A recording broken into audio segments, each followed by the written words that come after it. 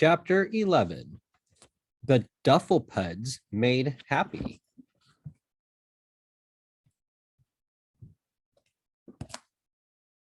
Lucy followed the great lion out into the passage, and at once she saw coming towards them an old man, barefoot, dressed in a robe.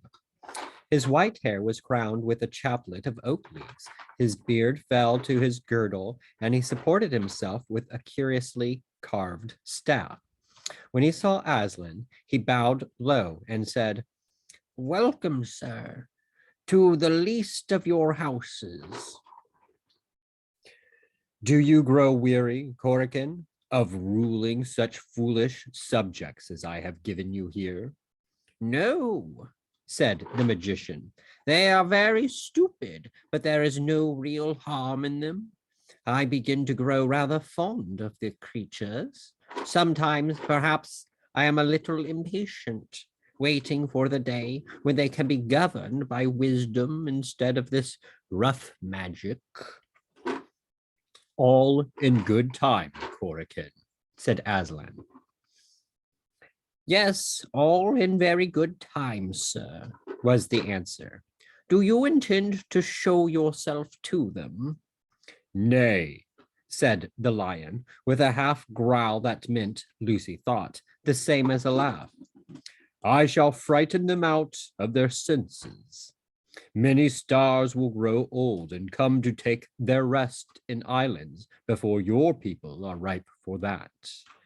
And today, before sunset, I must visit Trumpkin the dwarf, where he sits in the castle of Cair Paravel, counting the days till his master captain comes home. I will tell him all your story, Lucy. Do not look so sad. We shall meet soon again." "Please, Aslan," said Lucy, "what do you call soon?" "I call all times soon," said Aslan, and instantly he was vanished away, and Lucy was alone with the magician. "Come," said he, "and you and I quite crestfallen. It's always like that. You can't keep him. It's not as if he were a tame lion. And how did you enjoy my book?" "Parts of it very much indeed," said Lucy. "Did you know I was there all the time?" "Well, of course I knew when I let the duffers make themselves invisible that you would be coming along presently to take the spell off.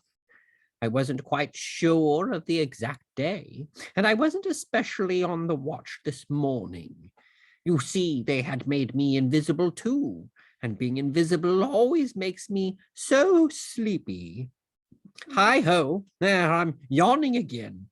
Are you hungry?" "Well, perhaps I am a little," said Lucy. "I've no idea what time it is."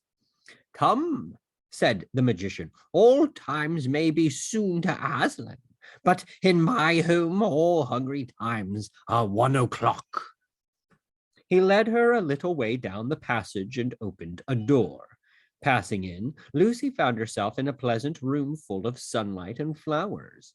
The table was bare when they entered, but it was, of course, a magic table, and at a word from the old man, the tablecloth, silver plates, glasses, and food appeared. "I hope that is what you would like," said he. "I have tried to give you food more like the food on your own land than perhaps you have had lately." "It's lovely," said Lucy. And so it was. An omelet, piping hot, cold lamb and green peas, a strawberry ice, lemon squash to drink with the meal, and a cup of chocolate to follow. But the magician himself drank only wine and ate only bread. There was nothing alarming about him, and Lucy and he were soon chatting away like old friends. "When will the spell work?" asked Lucy. "Will the duffers be visible again at once?"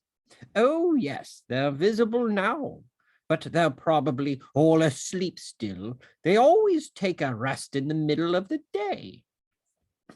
"And now that they're visible, are you going to let them off being ugly?" Will you make them as they were before? Well, that's a rather delicate question, said the magician. You see, it's only they who think they were so nice to look at before, when they say they've been uglified. But that isn't what I called it. Many people might say the change was for the better. Are they awfully conceited? They are, or at least the chief duffer is, and he's taught all the rest to be. They always believe every word he says. We'd noticed that, said Lucy. Yes, we'd get on better without him, in a way. Of course, I could turn him into something else and even put a spell on him, which would make them not believe a word he said. But I don't like to do that. It's better for them to admire him than to admire nobody. Don't they admire you? Asked Lucy. Oh, not me, said the magician. They wouldn't admire me. What was it you uglified them for? I mean, what they call uglified. Well, they wouldn't do what they were told. Their work is to mind the garden and raise food, not for me, as they imagine, but for themselves. They wouldn't do it at all if I didn't make them. And of course, for a garden, you want water. There is a beautiful spring about half a mile away up the hill.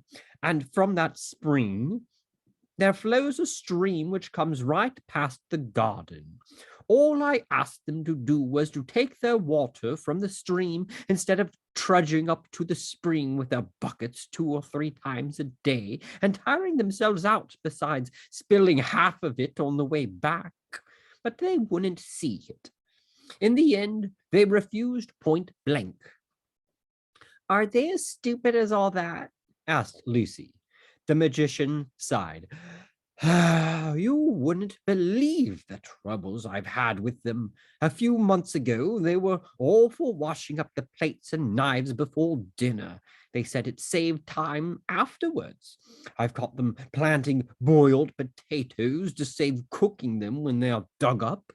One day, the cat got into the dairy, and 20 of them were at work moving all the milk out. No one thought of moving the cat. But I see you're but I see you've finished. Let's go and look at the dufflers now they can be looked at. They went into another room, which was full of polished instruments hard to understand, such as astrolabes, orreries, chronoscopes, poismeters, coriumbuses, and theodoblins. And here, when they had come to the window, the magician said, There are your duffers. I don't see anybody, said Lucy. And what are those mushroom things? The things she pointed at were dotted all over the level grass. They were certainly very like mushrooms, but far too big. The stalks about 3 feet high, and the umbrellas about the same length from edge to edge. When she looked carefully, she noticed too that the stalks joined the umbrellas, not in the middle, but at one side, which gave an unbalanced look to them. And there was something, a sort of little bundle, lying on the grass at the foot of each stalk. In fact, the longer she gazed at them, the less like mushrooms they appeared. The umbrella part was not really round, as she had thought at first. It was longer than it was broad, and it widened at one end. And there were a great many of them, 50 or more. The clock struck 3. Instantly, a most extraordinary thing happened. Each of the mushrooms suddenly turned upside down.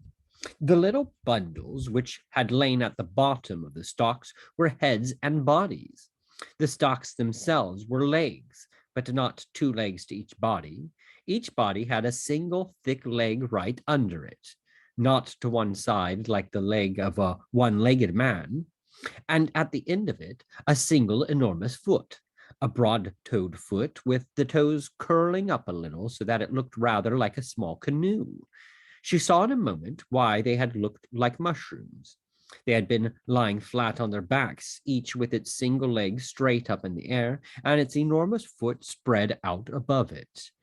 She learned afterwards that this was their ordinary way of resting, for the foot kept off both rain and sun, and for a monopod to lie under its own foot is almost as good as being in a tent. Oh, the funnies, cried Lucy, bursting into laughter. Did you make them like that? Yes, yes, I made the duffers into monopods, said the magician. He too was laughing till the tears ran down his cheeks. But watch, he added. It was worth watching. Of course, these little one-footed men couldn't walk or run as we do. They go about by jumping, like fleas or frogs. And what jumps they made, as if each big foot were a mass of springs. And with what a bounce they came down. That was what made the thumping noise which had so puzzled Lucy yesterday. For now they were jumping in all directions and calling out to one another. Hey, lads, we're visible again. Visible we are, said one in a tasseled red cap, who is obviously the chief monopod. And what I say, when chaps are visible?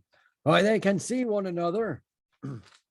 Ah, there it is, chief, cried all the others. There's the point. No one's got a clearer head than you. You couldn't have made it plainer. She caught the old man napping, the little girl did, said the chief monopod. We've beaten him this time. Just what we were going to say ourselves, chimed the chorus. You're going stronger than ever today, chief. Keep it up, keep it up. But do they dare to talk about you like that? Said Lucy. They seem to be so afraid of you yesterday. Don't they know you might be listening? That's one of the funny things about the duffers, said the magician. 1 minute they talk as if I ran everything and overheard everything and was extremely dangerous. The next moment they think they can take me in by tricks that a baby would see through. Bless them. Well, will they have to be turned back into their proper shapes? Asked Lucy. Oh, I do hope it wouldn't be unkind to leave them as they are. Do they really mind very much? They seem pretty happy. I say, look at that jump. What were they like before? Common little dwarfs, said he. Nothing like so nice as the sorts you have in Narnia. It would be a pity to change them back, said Lucy. They're so funny, and they're rather nice. Do you think it would make any difference if I told them that? I'm sure it would, if you could get it into their heads. Will you come with me and try? No, no.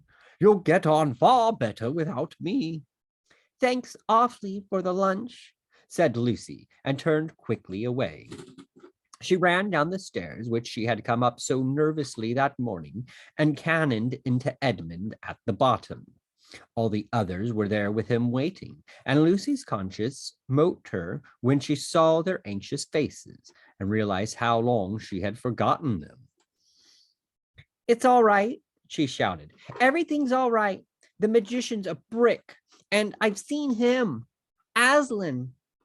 After that, she went from them like the wind and out into the garden. Here the earth was shaking with the jumps and the air ringing with the shouts of the monopods. Both were redoubled when they caught sight of her. Here she comes, they cried. 3 cheers for the little girl. Ah, she put it across the old gentleman properly, she did. And we're extremely regrettable, said the chief monopod, that we can't give you the pleasure of seeing us as we were before we were uglified. For you wouldn't believe the difference, and that's the truth, for there's no denying we're mortal ugly now, so we won't deceive you. Hey, that we are, chief, that we are, echoed the others, bouncing like so many toy balloons. You've said it, you've said it. But I don't think you are at all, said Lucy, shouting to make herself heard. I think you look very nice. Hear her, said the monopods. True for you, Missy. Very nice we look. You couldn't find a handsomer lot. They said this without any surprise and did not seem to notice that they had changed their minds. She's a sayin', remarked the chief monopod, as how we looked very nice before we were uglified. True for you, chief, true for you, chanted the others. That's what she says. We heard her ourselves. I did not, bawled Lucy. I said you're very nice now. So she did, said the chief monopod. Said we were very nice then. Hear 'em both, said the monopods. There's a pair for you, always right. They couldn't have put it better. But we're saying just the opposite, said Lucy, stamping her foot with impatience. So you are, to be sure, so you are, said the monopods. Nothing like an opposite. Keep it up, both of you. You're enough to drive anyone mad, said Lucy, and gave it up. But the monopod seemed perfectly contented, and she decided that on the whole the conversation had been a success. And before everyone went to bed that evening, something else happened which made them even more satisfied with their one-legged condition. Caspian and all the Narnians went back as soon as possible to the shore to give their news to Rents and the others on board the Dawn Treader, who were by now very anxious. And of course, the monopods went with them, bouncing like footballs and agreeing with one another in loud voices, till Eustace said, I wish the magician would make them inaudible instead of invisible. He was soon sorry he had spoken, because then he had to explain that an inaudible thing is something you can't hear, and though he took a lot of trouble, he never felt sure that the monopods had really understood. And what especially annoyed him was that they said in the end, Hey, he can't put things the way our chief does. But you'll learn, young man. Hark to him. He'll show you how to say things. There's a speaker for you. When they reached the bay, Reepicheep had a brilliant idea. He had his little coracle lowered and paddled himself about it till the monopods were thoroughly interested. He then stood up in it and said, Worthy and intelligent monopods, you do not need boats. Each of you has a foot that will do instead. Just jump as lightly as you can on the water and see what happens. The chief monopod hung back and warned the others that they'd find the water powerful wet, but one or two of the younger ones tried it almost at once, and then a few others followed their example, and at last the whole lot did the same. It worked perfectly. The huge single foot of a monopod acted as a natural raft or boat. And when Reepicheep had taught them how to cut rude paddles for themselves, they all paddled about the bay and round the Dawn Treader, looking for all the world like a fleet of little canoes with a fat dwarf standing up in the extreme stern of each. And they had races, and bottles of wine were lowered down to them from the ship as prizes, and the sailors stood leaning over the ship's sides and laughed till their own sides ached. The Duffers were also very pleased with their new name of monopods, which seemed to them as magnificent name, though they never got it right. That's what we are, they bellowed.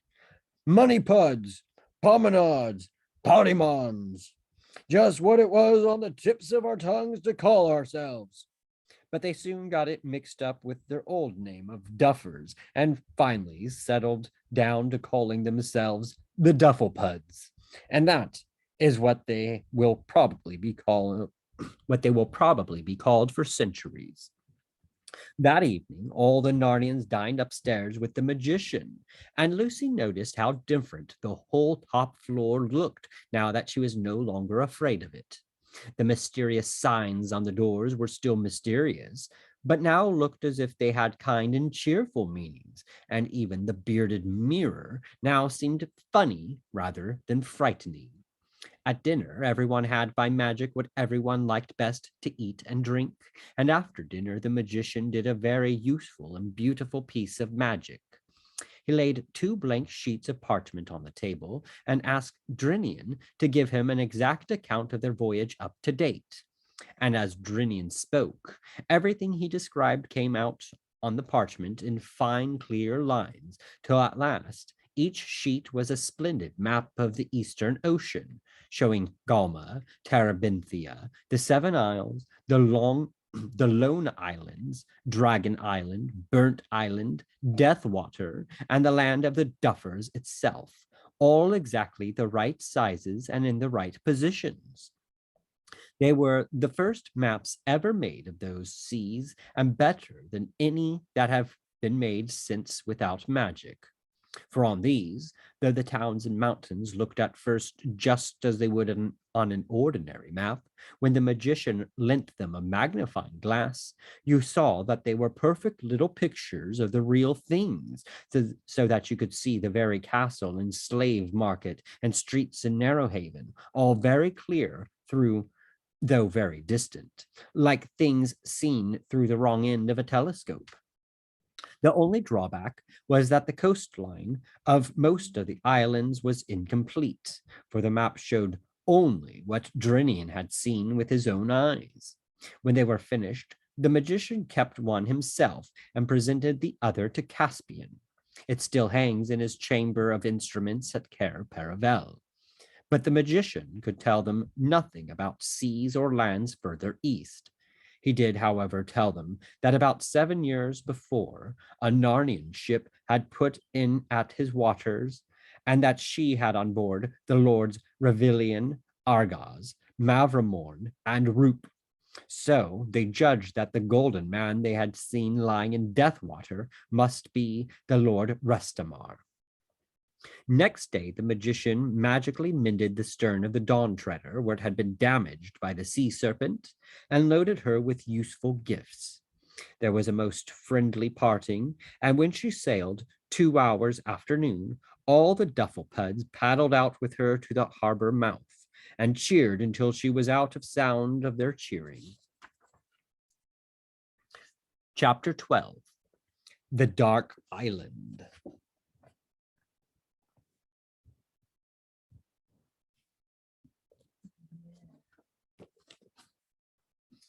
After this adventure, they sailed on south and a little east for 12 days with a gentle wind, the skies being mostly clear and the air warm, and saw no bird or fish, except that once there were whales spouting a long way to starboard.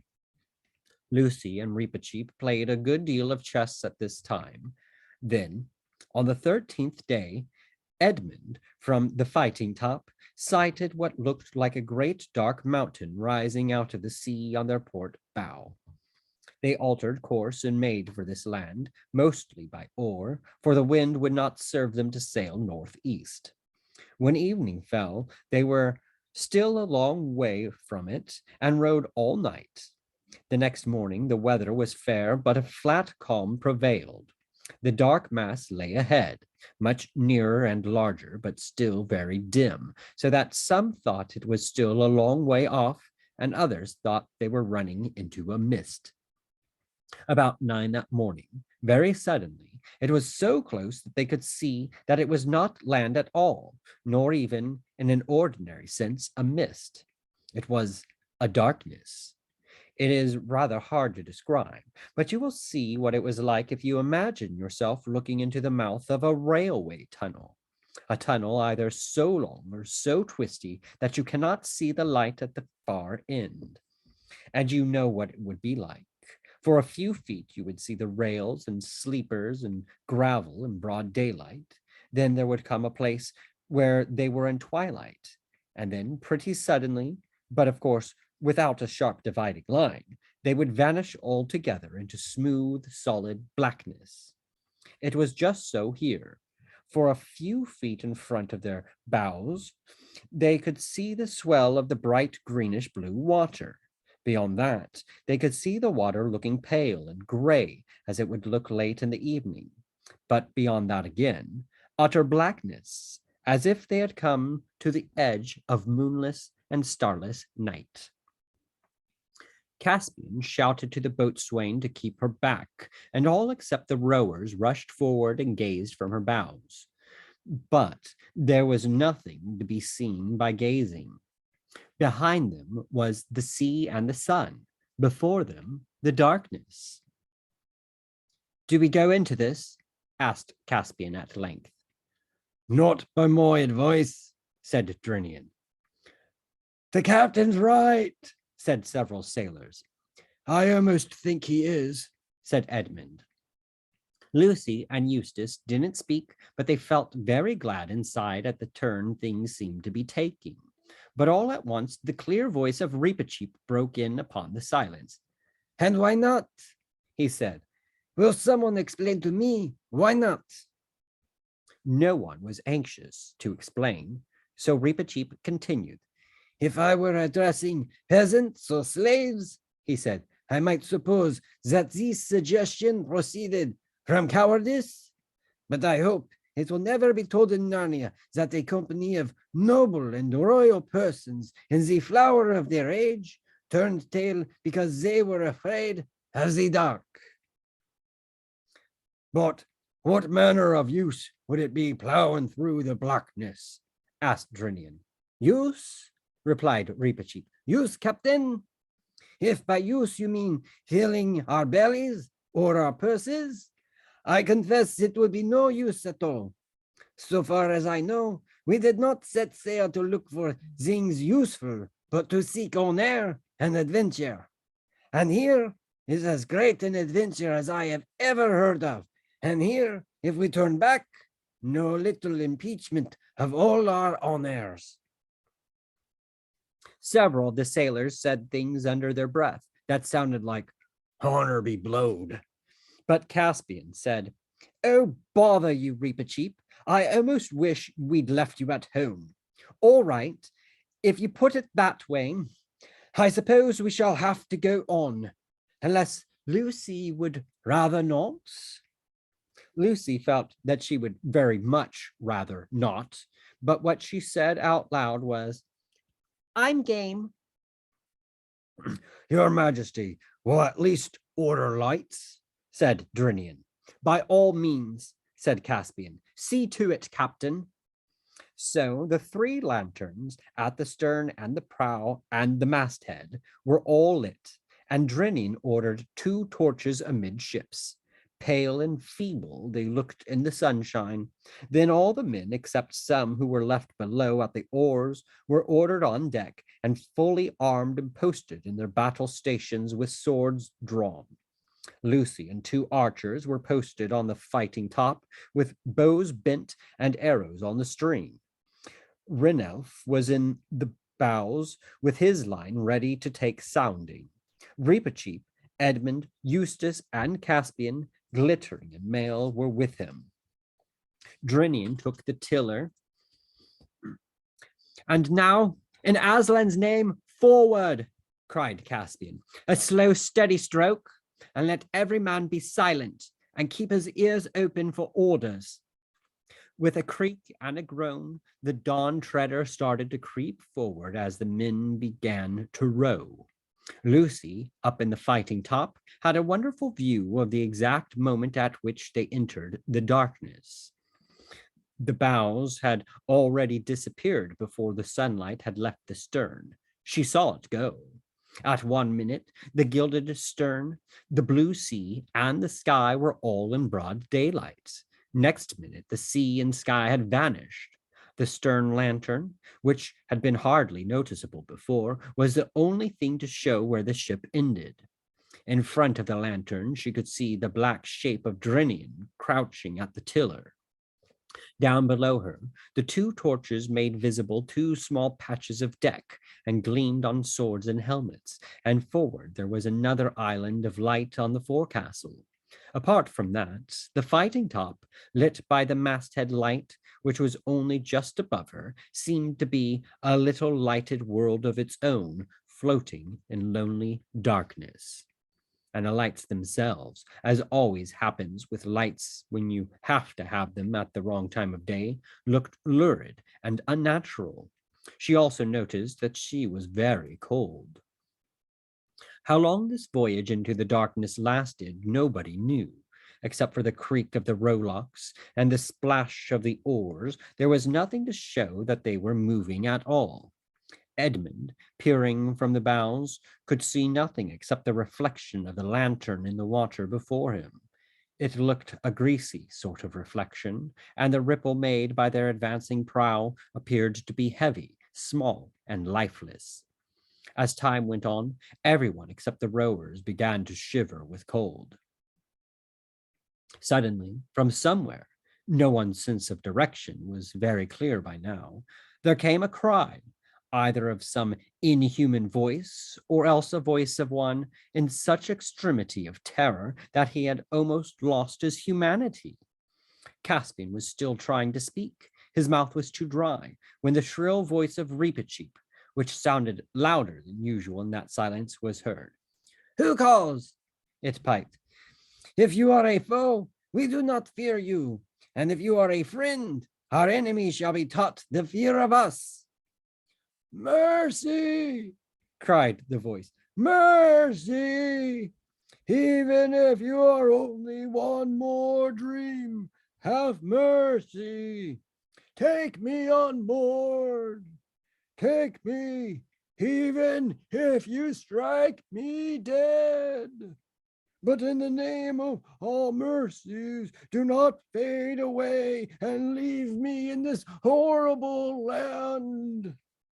"Where are you?" shouted Caspian. "Come aboard and welcome." There came another cry, whether of joy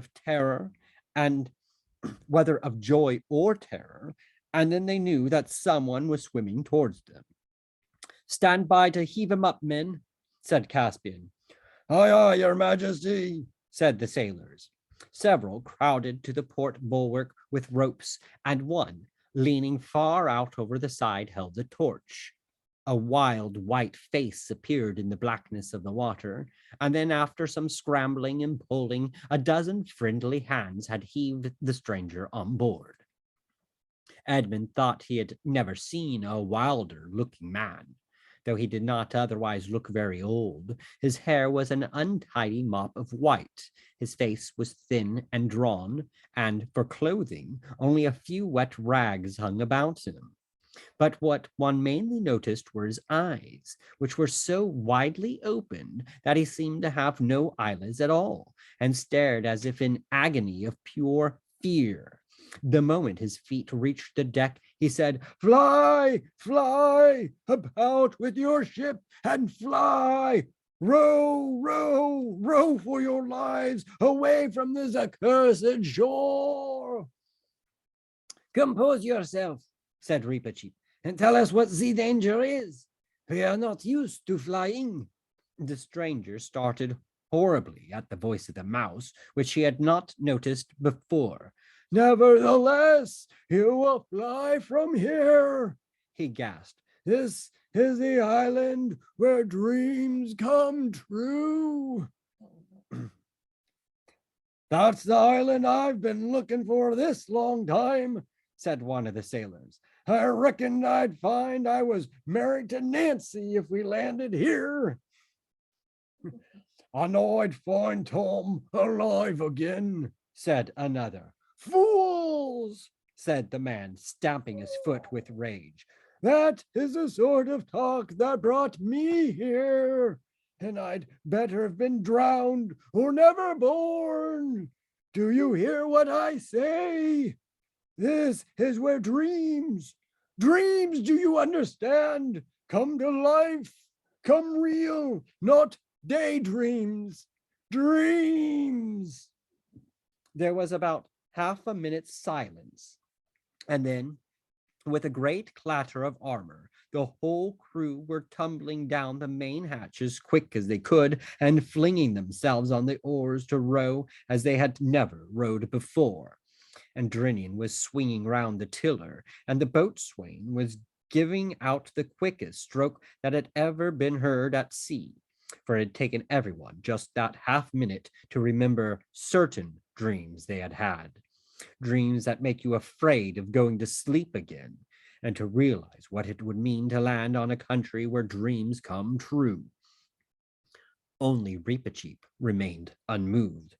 Your Majesty, he said, are you going to tolerate this mutiny, this poltroonery? This is a panic. This is a rout.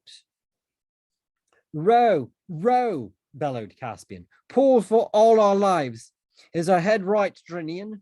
You can say what you like, Reepicheep. There are some things no man can face.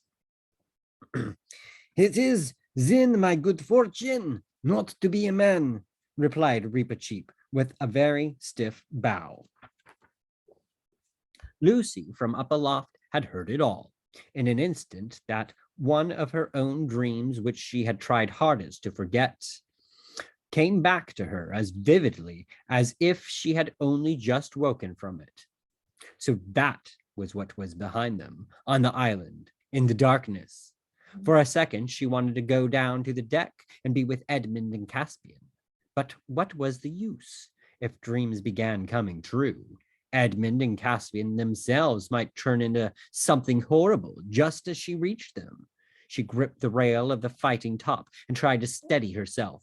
They were rowing back to the light as hard as they could. It would be all right in a few seconds. But oh, if only it could be all right now. Though the rowing made a good deal of noise, it did not quite conceal the total silence which surrounded the ship. Everyone knew it would be better not to listen, not to strain his ears for any sound from the darkness. But no one could help listening, and soon everyone was hearing things. Each one heard something different. Do you hear a noise like a huge pair of scissors opening and shutting? Over there, Eustace asked Ranulph. Hush, said Ranulph. I can hear them crawling up the sides of the ship. It's just going to settle on the mast, said Caspian. Ugh, said a sailor. There are the gongs beginning. I knew they would. Caspian, trying not to look at anything, especially not to keep looking behind him, went aft to Drinian. Drinian, he said in a very low voice, how long did we take rowing in? I mean, rowing to where we picked up the stranger. 5 minutes, perhaps, whispered Drinian. Why? Because we've been more than that already trying to get out. Drinian's hand shook on the tiller, and a line of cold sweat ran down his face. The same idea was occurring to everyone on board. We shall never get out, moaned the rowers. He's steering us wrong. We're going round and round in circles. We shall never get out. The stranger, who had been lying in a huddled heap on the deck, sat up and burst out into a horrible, screaming laugh. Never get out, he yelled. That's it, of course, we shall never get out. What a fool I was to have thought they would let me go as easily as that. No, no, we shall never get out. Lucy leant her head on the edge of the fighting top and whispered, Aslan, Aslan, if you ever loved us at all, send us help now. The darkness did not grow any less, but she began to feel a very, very little better. After all, nothing has really happened to us yet, she thought. Look, cried Ranulph's voice hoarsely from the bows. There was a tiny speck of light ahead, and while they watched, a broad beam of light fell from it upon the ship. It did not alter the surrounding darkness, but the whole ship was lit up as if by searchlight. Caspian blinked, stared round, saw the faces of his companions, all with wild, fixed expressions. Everyone was staring in the same direction. Behind everyone lay his black, sharply edged shadow. Lucy looked along the beam and presently saw something in it. At first it looked like a cross. Then it looked like an aeroplane. Then it looked like a kite. And at last, with a whirring of wings, it was right overhead and was an albatross. It circled 3 times round the mast and then perched for an instant on the crest of the gilded dragon at the prow. It called out in a strong, sweet voice what seemed to be words, though no one understood them. After that, it spread its wings, rose, and began to fly slowly ahead, bearing a little to starboard. Drinian steered after it, not doubting that it offered good guidance. But no one except Lucy knew that, as it circled the mast, it had whispered to her, "Courage, dear heart!" And the voice, she felt sure, was Aslan's, and with the coming of voice and with the voice, a delicious smell breathed in her face. "Courage, dear heart." In a few moments, the darkness turned into a grayness ahead, and then, almost before they dared to begin hoping, they had shot out into the sunlight and were in the warm blue world again. And all at once, everybody realized that there was nothing to be afraid of, and never had been. They blinked their eyes and looked about them. The brightness of the ship herself astonished them. They had half expected to find that the darkness would cling to the white and the green and the gold in the form of some grime or scum. And then first one and then another began laughing. "I reckon we've made pretty good fools of ourselves," said Ranelph. Lucy lost no time in coming down to the deck, where she found the others all gathered round the newcomer. For a long time he was too happy to speak, and could only gaze at the sea and the sun and feel the bulwarks and the ropes, as if to make sure he was really awake, while tears rolled down his cheeks. "Thank you," he said at last. "You saved me from... But I won't talk of that. And now, let me know who you are. I am a Telmarine of Narnia, and when I was worth anything, men called me the Lord Roop." "And I," said Caspian, "am Caspian, king of Narnia, and I sail to find you and your companions who were my father's friends." Lord Roop fell on his knees and kissed the king's hand. "Sire," he said, "you are the man in all the world I most wish to see. Grant me a boon." "What is it?" asked Caspian. "Never to bring me back there," he said. He pointed astern. They all looked, but they saw only bright blue sea and bright blue sky. The dark island and the darkness had vanished forever. "Why," cried Lord Roop, "you have destroyed it." "I don't think it was us," said Lucy. "Sire," said Drinian, "this wind is fair for the southeast. Shall I have our poor fellows up and set sail? And after that, every man who can be spared to his hammock." "Yes," said Caspian, "and let there be grog all round. Hi-ho, I feel I could sleep the clock round myself." So all afternoon, with great joy, they sailed southeast with a fair wind, but nobody noticed when the albatross had disappeared.